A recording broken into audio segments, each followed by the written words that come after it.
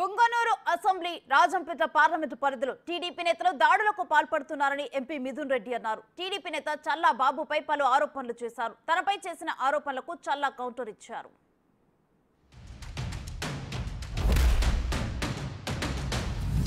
ఎప్పుడూ లేని కొత్త సంస్కృతికి ఈరోజు తెరలేపుతా ఉన్నారు.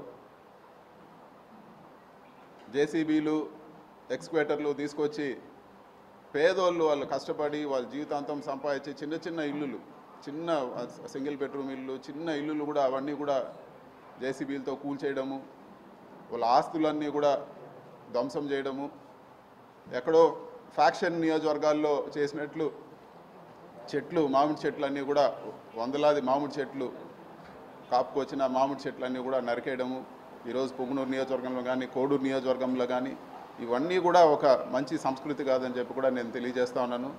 రాజకీయంగా అంటే ఏదైనా రాజకీయాల్లో ఎలక్షన్లప్పుడు రాజకీయంగా కొట్లాడలే కానీ చిన్న చిన్న వాళ్ళపైన వచ్చి వాళ్ళ ఆస్తులపైన, ఈరోజు వాళ్ళ కుటుంబ సభ్యులపైన, వాళ్ళ వెహికల్స్ కానీ, లేకపోతే ఇంకా కూడా దారుణమైన విషయం ఏమంటే పుంగనూరు నియోజకవర్గంలో పేదవాళ్ళు ఆవులు మేపుకొని బతికే వాళ్ళు ఆవులు దొంగతనం చేసి తీసుకెళ్ళిపోవడము, కళ్యాణ మండపాలు కూల్చడము, ఈరోజు దారులు ఇవ్వకుండా అడ్డగించడం, ఇన్ని కూడా ఘోరంగా జరుగుతూ ఉన్నాయి.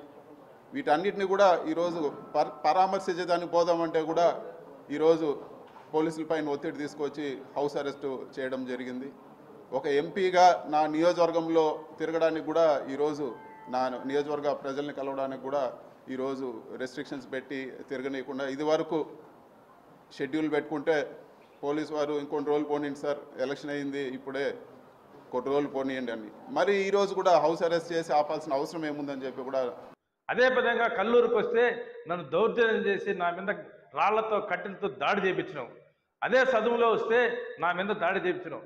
ఎన్ని దాడులు చేసింది, నా కార్లు ఎన్ని చేసింది, నా మీద ఎంత హత్య ప్రయత్నం చేసింది, ఒక్కసారి నీకు వీడియోస్ పంపిస్తా, నువ్వు చూడు, చూసి తెలుసుకొని మాట్లాడు.